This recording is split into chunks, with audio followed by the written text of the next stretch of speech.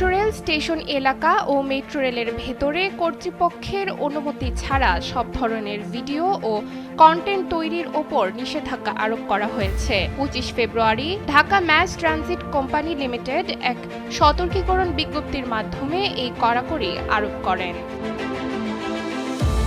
DMTCL এর পরিচালক AKM Khairul Alam স্বাক্ষরিত ওই বিজ্ঞপ্তিতে বলা হয়, metro rail station, platform, concourse হল, প্রবেশ ও বহির্গমন পথ এবং ট্রেনের ভেতরে পূর্বানুমতি ছাড়া যে কোনো ধরনের ভিডিও ধারণ বা প্রচার করা এখন থেকে সম্পূর্ণ নিষিদ্ধ।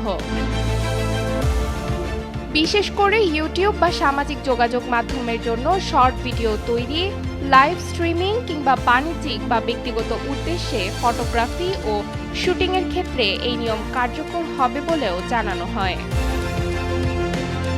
বিজ্ঞপ্তিতে বলা হয়, কর্তৃপক্ষের অনুমতি ছাড়া কেউ এসব কার্যক্রম পরিচালনা করলে বিদ্যমান আইন ও নীতিমালা অনুযায়ী প্রয়োজনীয় প্রশাসনিক ও আইনি ব্যবস্থা গ্রহণ করা হবে। ডিএমটিসিএল কর্তৃপক্ষ আরও স্পষ্ট করেছে, মেট্রো রেল এলাকায় বাণিজ্যিক উদ্দেশ্যে কোনো ধরনের শুটিং বা ফটোগ্রাফি করতে হলে বাণিজ্যিক স্পেস ভাড়া বা ইজারা নীতিমালা ২০২৩ অনুসরণ করতে হবে।